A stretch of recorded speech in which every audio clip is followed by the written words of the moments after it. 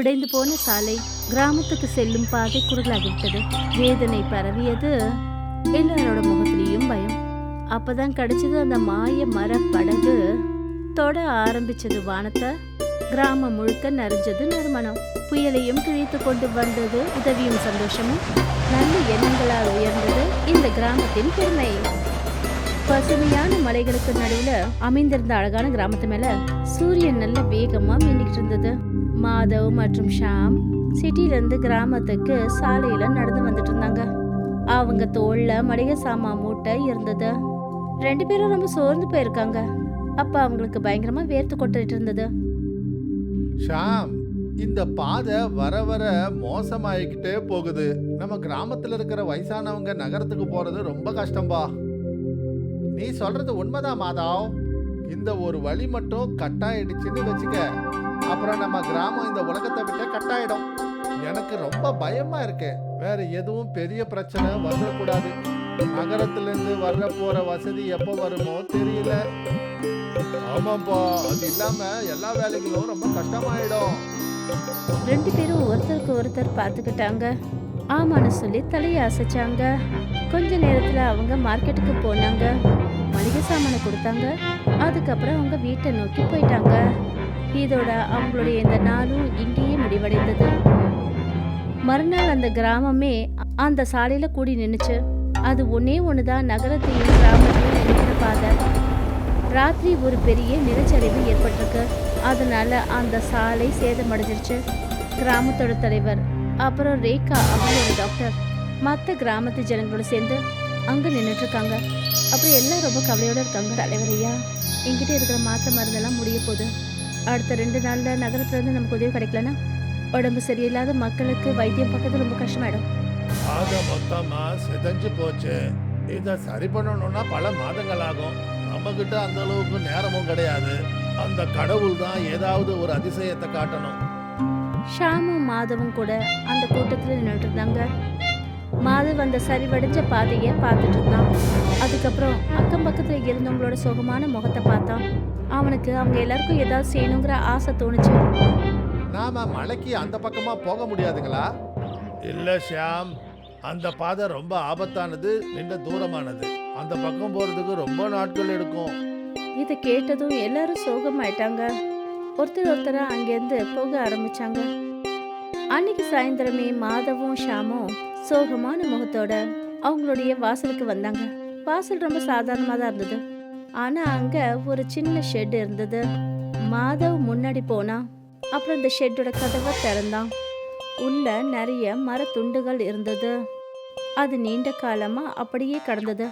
அதுக்கு கீழே ஒரு சின்ன மரப்படகு இருந்தது. அது வெள்ளை துணியால மூடப்பட்டிருக்கு.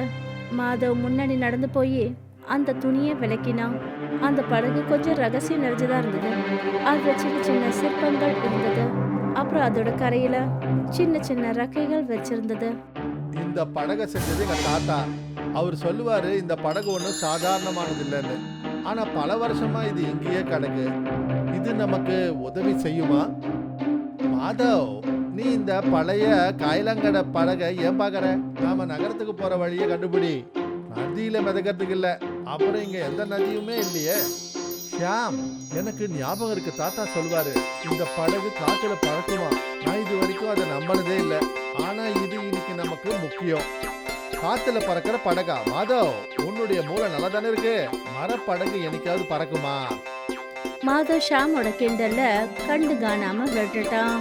அவன் முன்னாடி போனான். அப்புறம் ஷெட்ல இருந்து அந்த படகை வெளியே கொண்டு வந்தான்.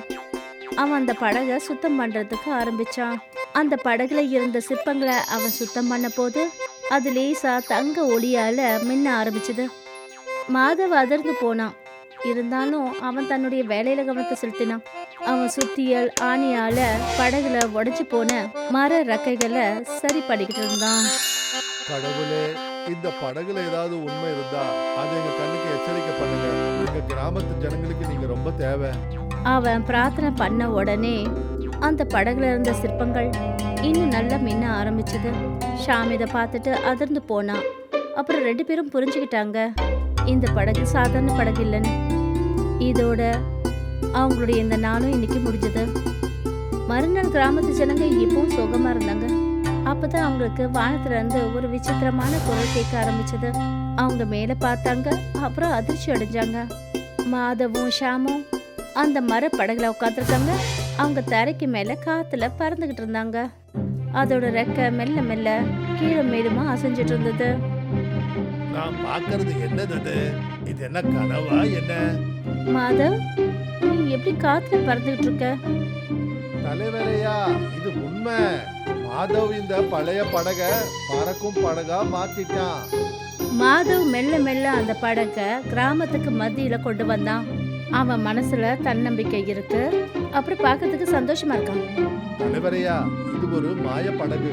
நம்மளுடைய நோக்கம் நேர்மையானதா இருந்தா இந்த படகு பறக்க ஆரம்பிக்கும். நாம இப்ப நகரத்துக்கு போய் சாப்பாடும் மருந்தும் வாங்கிட்டு வரலாம்.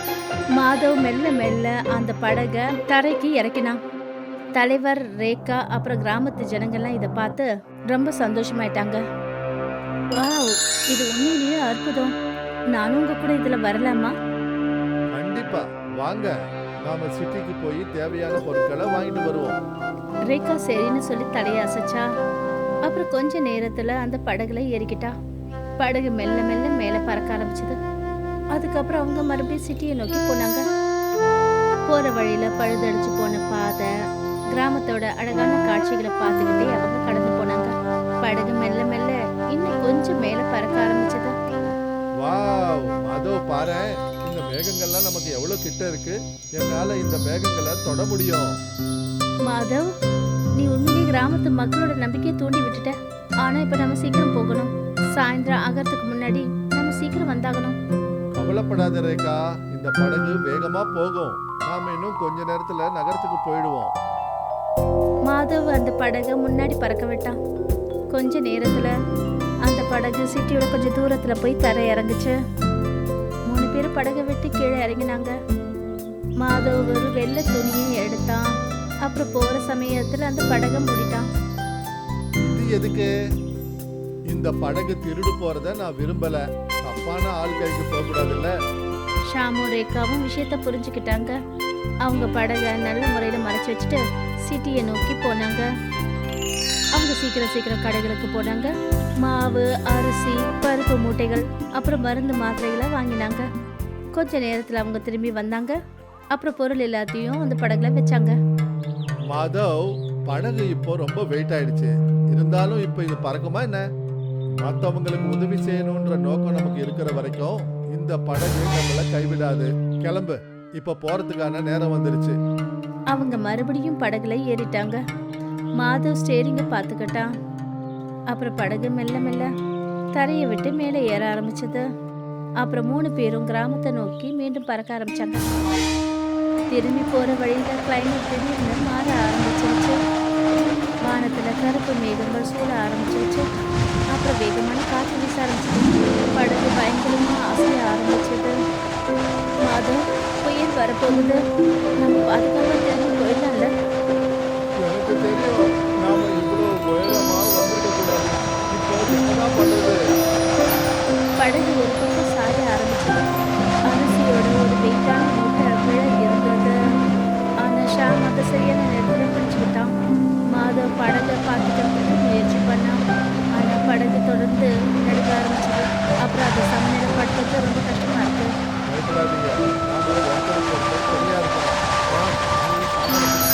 ரேகா, நீ இந்த படகை பேலன்ஸ் பண்ணுறதுக்கு எனக்கு உதவி பண்ணு. அப்புறம் திடீர்னு மழை பெய்ய ஆரம்பிச்சிருச்சு. படகோட ரெக்கையும் கொஞ்சம் பாரமாக ஆரம்பிச்சது. படகு மெல்ல மெல்ல கீழே போக ஆரம்பிச்சது. அப்புறம் அவங்க 3 பேரும் காத்து கிட்ட கூட இருந்தாங்க. மாதவ், படகு விழப்போகுது. நாம கீழே விழப்போறோம். இல்ல, நாம தோல்வியை ஒத்துக்க கூடாது. ஞாபகம் வச்சுக்கோ, கிராமத்து ஜனங்க நமக்காக காத்துக்கிட்டு இருக்காங்க. நாம போகலைன்னா உடம்புக்கு முடியாதவங்க குணமடைய மாட்டாங்க. அவங்களுக்காக நாம இதை செஞ்சுதான் ஆகணும். மாதவ் தன்னோட கண்ணை மூடிக்கிட்டான். அப்புறம் முழு பலத்தோட படகை சமாளிக்க முயற்சி பண்ணான். ரேகாவும் ஷாமும் கூட அவங்க உதவி செய்ய முன்னாடி வந்தாங்க. அவங்க 2 பேரும் மாதவோட கையை பிடிச்சிட்டாங்க. அப்போதான் விழப்போற படகை சேர்ந்து சமாளிக்கலான்னு. அப்புறம் திடீர்னு அந்த சின்னம் இன்னும் வேகமாக மின்ன ஆரம்பிச்சது. படகை சுற்றி ஒரு தங்க நிறத்தில் வலை உருவாகுச்சு. அது மழை அப்புறம் வேகமான காற்று வந்து காப்பாற்ற ஆரம்பிச்சு. மெல்ல மெல்ல படகு சமநிலைக்கு வர ஆரம்பிச்சது. அப்போ புயலுக்கு நடுவில் பேலன்ஸ் ஆகி பறக்க ஆரம்பிச்சது. சாயந்தரம் ஆயிடுச்சு. இன்னொரு பக்கம் கிராமத்துல வானம் வெளியேன்னு இருந்தது. இப்ப புயலும் நின்னுடுச்சு. ஆனா 3 பேரும் இது வரைக்கும் திரும்பி வரல. தலைவரும் கிராமத்து ஜனங்க எல்லாரும் வானத்தை நோக்கி பார்த்துக்கிட்டு இருக்காங்க. புயல்னால எல்லாரும் ரொம்ப கவலையோட இருந்தாங்க. கடவுளே, அந்த பசங்களுக்கு உதவி பண்ணுங்க. அவங்க எங்களுக்காக தங்களுடைய உயிரை பணைய வச்சு போயிருக்காங்க. கிராமத்து ஜனங்க எல்லாரும் தலைவரோட சேர்ந்து கவலையோட கடவுளுக்கு பிரார்த்தனை செஞ்சுட்டு இருந்தாங்க. கொஞ்ச நேரத்துக்கு அப்புறம் வானத்துல ஏதோ தெரிய ஆரம்பிச்சது. மேகங்களுக்கு நடுவுல அதே பறக்கும் படகு முன்னாடி வந்தது. அப்புறம் கிராமத்து ஜனங்க சந்தோஷத்துல துள்ளி குதிச்சாங்க.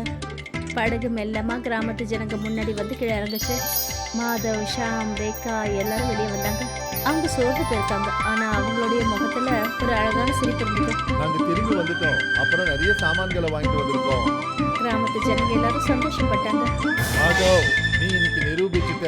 ரொம்ப பெரிய பலம் மாயத்துல இல்ல, மனிதர்களோட நோக்கத்துல தான் இருக்கு.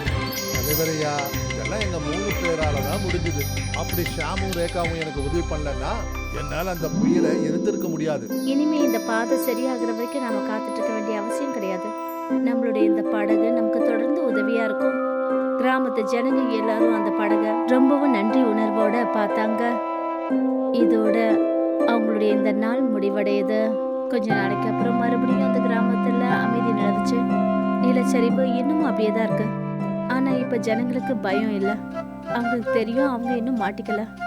மாதவும் ஷாமும் மறுபடியும் அந்த படகை சுத்தம் பண்ணிட்டு இருக்காங்க. அவங்க சிட்டிக்கு போய் இன்னும் பொருட்களை எடுத்து வர்றதுக்கு தயாராகிறாங்க. அந்த உடைஞ்சு போன பாதையை சரி பண்ணுங்கிற எண்ணத்துல. மாதவ், இந்த படகு ஓட்டுறதுக்கு நானும் உனக்கு உதவி பண்ணலாம்ல? ஏன்னா புயல்ல நானும் தானே பொருட்கள் விழாம பாத்துக்கிட்டேன். கண்டிப்பா ஷாம், நீ இந்த படகு மாதிரியே எனக்கு தைரியசாலியான நண்பர். வா, இன்னைக்கு நாம இந்த கிராமத்தோட ரோட்டை சரி பண்றதுக்கு சிமெண்ட்டையும் கற்களையும் வாங்கிட்டு வரலாம். 2 பேரும் சிரிச்சாங்க. அப்புறம் சரின்னு சொல்லி தலையசைச்சாங்க. அவங்க அந்த மாய படகுல காலடி எடுத்து வச்சாங்க. மறுபடியும் அவங்க உயரத்துல பறக்க ஆரம்பிச்சாங்க.